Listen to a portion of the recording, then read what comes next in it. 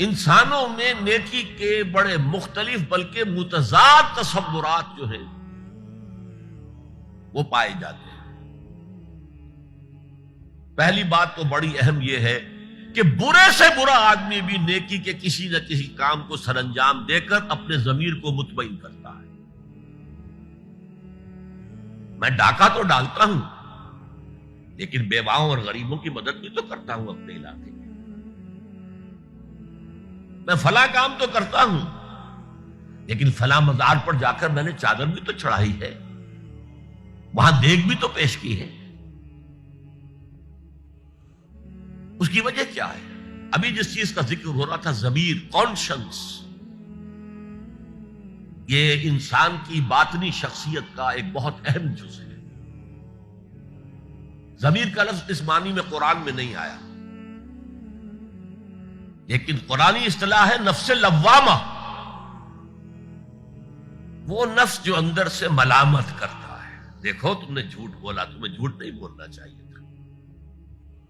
کسی اور نے ملامت کی یا نہیں کی، تمہارے اندر کوئی شے ہے جو ملامت کر رہی ہے۔ دیکھو تم نے فلاں شخص کا دل توڑ دیا، یہ اچھا کام ہے۔ یہ ہے لوامہ جس کی قسم کھائی گئی، لا اقسم بیوم القیامت ولا اقسم بالنفس اللوامہ۔ یہ نفس لوامہ ہر انسان میں ہے، اور جیسے ہمارے ظاہری وجود کے تقاضے ہیں، بھوک لگتی ہے، پیاس لگتی ہے، اسے کپڑے کی ضرورت ہے موسمی اثرات سے بچاؤ کے لیے، یہ جو مانوی شخصیت ہماری اندر ہے یہ بھی کچھ ڈیمانڈ کرتی ہے، اور انسان اپنے آپ کو مطمئن کرتا ہے، ریشنلائز کرتا ہے۔ ٹھیک ہے، یہ تو خرابیاں ہیں، لیکن میں نے یہ کام بھی تو آخر کیے ہیں نا۔ یہ انسان کی ایک لازمی ضرورت ہے، اپنے ضمیر کو مطمئن کرنا۔ اب دیکھیے ہمارے ہاں کے مختلف طبقات میں مختلف تصورات ہیں نیکی کے جو رائج ہیں۔ ہمارے ہاں ایک مذہبی طبقہ ہے جس کے نزدیک اصل اہمیت ریچولز کی ہے، عبادات کی ہے، رسومات کی ہے۔ معاملات میں وہ دھوکہ دے رہے،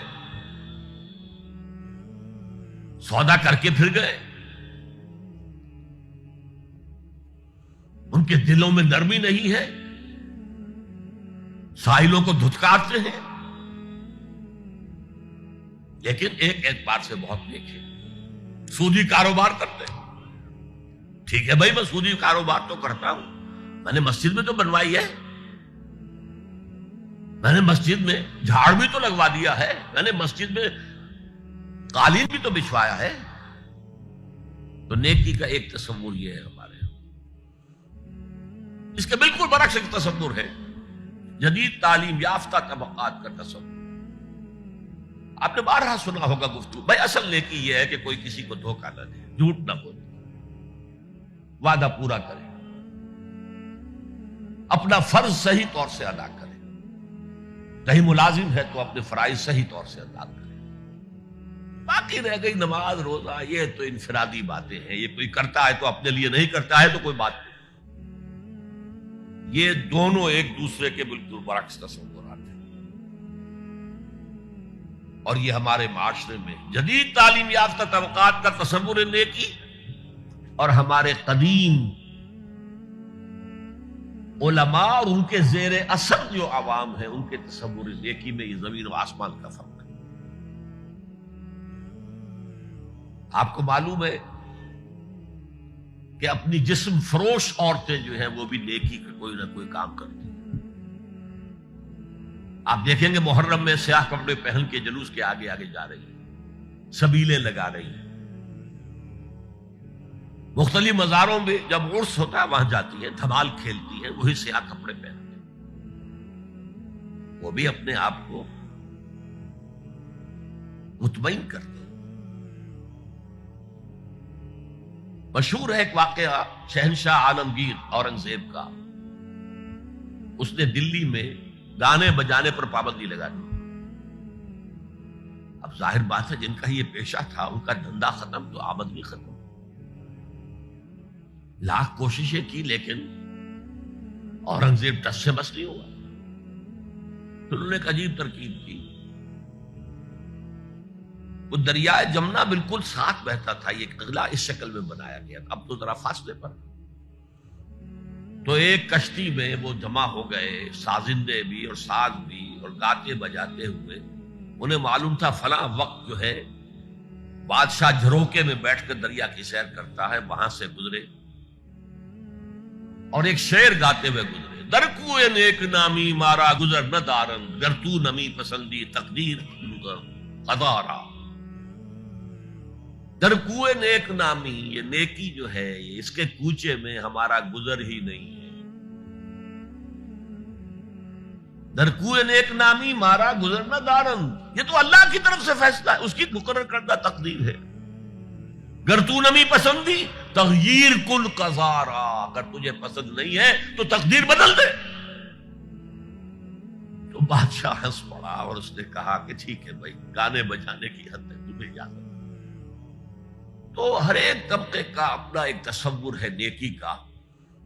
جیسے میں نے پہلے عرض کیا، بڑے بڑے ڈاکو جو ہیں وہ اپنے علاقے کے بیواؤں یتیموں کی سرپرستی کرتے ہیں، ویسے نہایت درندگی، سفاکی، انسانی جان کی کوئی حیثیت ہی نہیں. تو نیکی اصل میں کس شے کا نام ہے، کون سی چڑیا کا نام ہے، نیکی حقیقت میں کیا ہے، وہ ہے اس آیت کا مضمون. میں مثال دیا کرتا ہوں، ایک عام قصہ ہے کہ کسی گاؤں میں پہلی مرتبہ ہاتھی آیا. اب وہاں نابینا لوگ جو تھے انہیں بھی پتہ چلا ایک عجیب جانور آیا ہے. وہ آئے اور کسی نے اس کی ٹانگ کو ٹٹولا. اس نے کہا ہاتھی ایک ستون کے مانند ہے. کسی کا اس کے کان کے اوپر ہاتھ پڑا، اس نے کہا چھاج کے مانند ہے وہ. کسی نے پیٹ کو ٹٹولا، بہت بڑا ڈھول ہے وہ. بالکل یہی معاملہ ہے نیکی کے تصور کے بارے میں. اڑائے کچھ ورق لالے نے، کچھ نرگس نے، کچھ گل نے. چمن میں ہر طرف بکھری ہوئی ہے داستان میری. کسی نے نیکی کا ایک حصہ لے لیا، کسی نے دوسرا لے لیا، کسی نے تیسرا لے لیا. وہ مکمل سراپا نیکی، حقیقی نیکی کس میں ہے، یہ ہے اس آیت کا مضمون.